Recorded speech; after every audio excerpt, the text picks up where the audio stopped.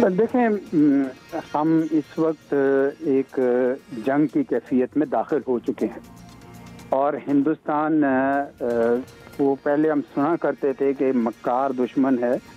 अब अभी जब हमारी बारी आई है कि भाई हम भी बताएं इनको, हमने तो इनका हमला पसपा किया, तो उन्होंने वो झूठी खबरें चला दी हैं कि जी ड्रोन्स आए हुए थे और पाकिस्तान से जम्मू में आए हैं, जैसलमेर में आए हैं, पठानकोट में आए हैं। बल्कि कल तो मैं एक वेबिनार में था, वहाँ पे अमेरिका के किसी थिंक टैंक में, वहाँ पे वो उनके फॉर्मर एम्बेसडर्स कह रहे थे कि नहीं जी आपने 6 और 7 मई के दरमियान जब हमने मिसाइल से हमला किया उससे पहले आपने हमला हम पे कर दिया हुआ था कुछ। तो इस तरह की जब डिसइंफॉर्मेशन और गलत खबरें पहुँचाएंगे तो नेचुरली उससे पाकिस्तान रुकेगा नहीं। पाकिस्तान का अपना हक है सेल्फ डिफेंस का, वो हम करेंगे, क्योंकि ये सब जो झूठ है ये एकदम से पीछे हो जाता है, अल्टीमेटली सच ऊपर आ जाता है। अब असल चीज़ है कि ये असल बात ये है कि इस वक्त जो इंटरनेशनल अब दबाव बढ़ रहा है ना एक किस्म का कि जी अब आप रुकें। हम भी डी एस्केलेशन ही चाहते हैं, हम भी नहीं चाहते कि एस्केलेशन करें, और हमने उनको दिखा भी दिया है कि वो जो समझते थे कि पाकिस्तान वॉक ओवर होगा वो नहीं हुआ। लेकिन दुनिया को अब ये बताना होगा कि ठीक है ज़रूर हम भी पीस करते हैं, बशर्ते कि कुछ हमारी ये शराइत अब मानी जाएँ और हिंदुस्तान की ये गारंटी ली जाए उससे कि ये तुम हर 2-3 साल के बाद ये जो ड्रामा रचाते हो ये अब नहीं होगा।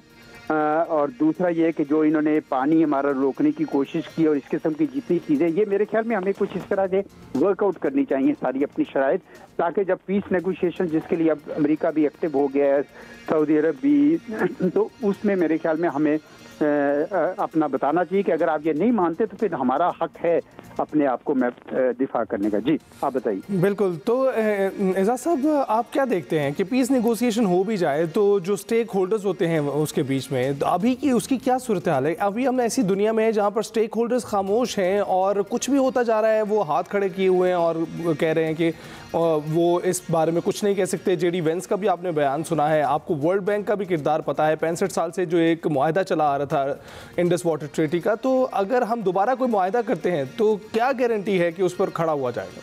नहीं, कोई गारंटी नहीं है साहब। यही तो देखें, आपने सही मुशाहिदा किया है कि अभी वो एक्टिव हो ही नहीं रहे थे, अभी थोड़ा सा एक्टिव अब हुए हैं।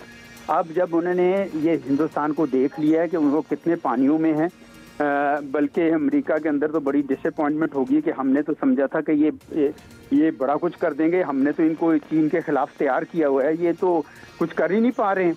तो इस वजह से अब वो सारे एक्टिव हो रहे हैं कि ताकि इस मामले को रोका जाए, और वरना ये काफ़ी देर तक तो एक्टिव ही नहीं हुए थे। बार मैं ये कह रहा हूँ कि पाकिस्तान को अपना मुकदमा अच्छा सा लड़ना है अब, क्योंकि अब ये बयानिए की जंग आ गई है, अब ये पीस की टॉक्स शुरू होंगी, इस किस्म के काम होने हैं।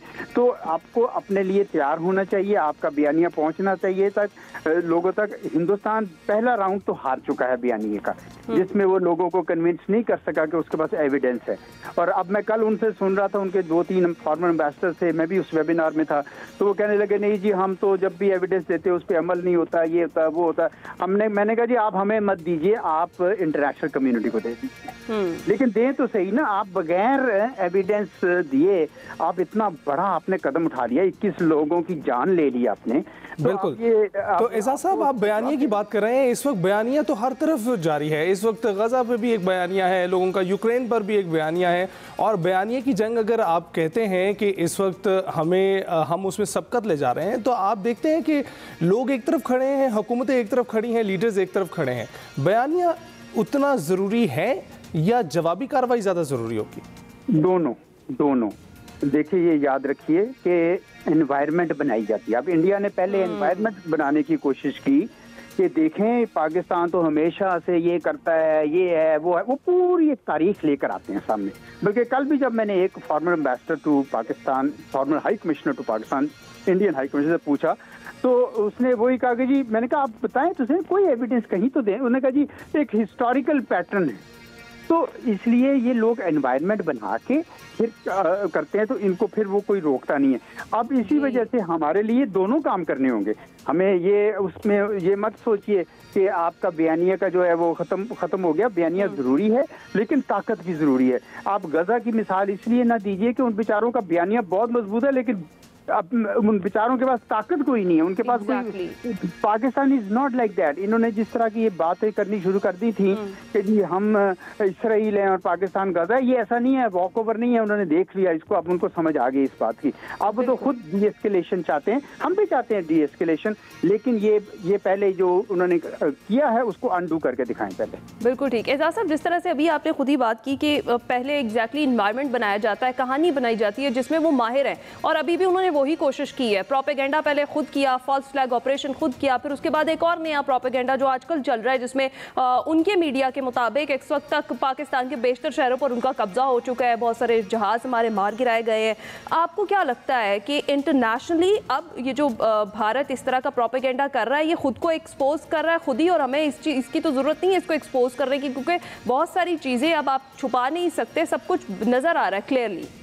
बिल्कुल सही कह रही है, डिजिटल फुटप्रिंट हर चीज का मौजूद होता है, इसलिए किया नहीं जा सकता, लेकिन जो चीजें होती हैं वो नजर आती हैं। ये इन्होंने यहाँ पे बम गिराए, हमारे यहाँ बिल्डिंग, स्कूल और मदरसा जो है उन्होंने डिस्ट्रॉय किए, लोग मरे, ये नजर आ रहा है। उन्होंने ड्रोन्स भेजे जिनको हमने डिस्ट्रॉय किया, वो हमारा एयर डिफेंस सिस्टम न्यूट्रलाइज करने के लिए आए थे। तो जो बिल्कुल आप सही कहते हैं कि लोगों की, आफ्टर ऑल अमेरिका तो इनका साथी है ना जी, खलीफ है, वो क्यों नहीं इनका साथ दिया उन्होंने, क्योंकि उनकी अपनी इंटेलिजेंस है, वो भी देखते हैं, उनके पास भी सैटेलाइट कम्युनिकेशंस है, और उनको भी पता चलता है कि जनाब ये बिल्कुल सही बात नहीं कर रहे हैं, वो इनको टेस्ट करना चाहते हैं, तो उन्होंने अब टेस्ट कर लिया, अब आ गए हैं कि जनाब आप रुक जाए और सुलह सफाई करें।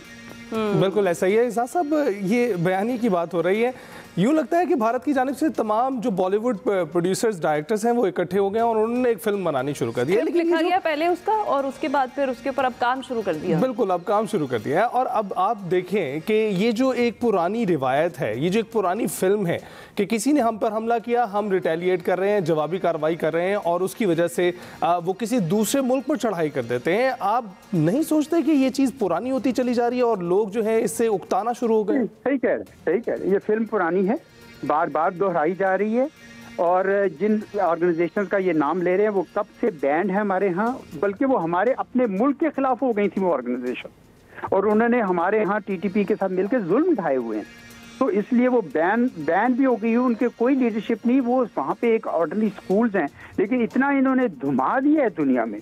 और आपने सही कहा आपने कि इनकी बॉलीवुड वगैरह वो भी शामिल हो गए थे इस सारे के सारे बयानिए में, और एक बड़ी कंसर्टेड कैंपेन इन्होंने चलाई कि पाकिस्तान को डिमोनाइज किया जाए, पाकिस्तान को का नाम खराब करने के लिए। इसलिए मैं आपको कह रहा था कि पाकिस्तान थोड़ा उस मामले में इस दफा राउंड में नहीं, इस राउंड में हमने अच्छा किया है, हमारे मीडिया ने भी, हमारी सफारतकारी भी अच्छी रही।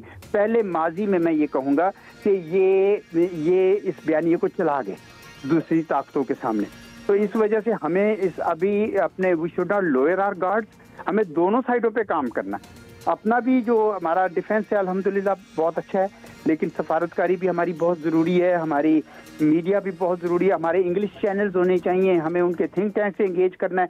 ये एक एनवायरनमेंट हमारी तरफ से बननी बहुत ज़रूरी है। उन्होंने बहुत पुराना किताबें लिख दी हुई हैं पकड़ के, हमारे ऊपर मूवीज़ बना दी हुई हैं हमारे इसके ऊपर, तो हमें बहुत काम करने की ज़रूरत है।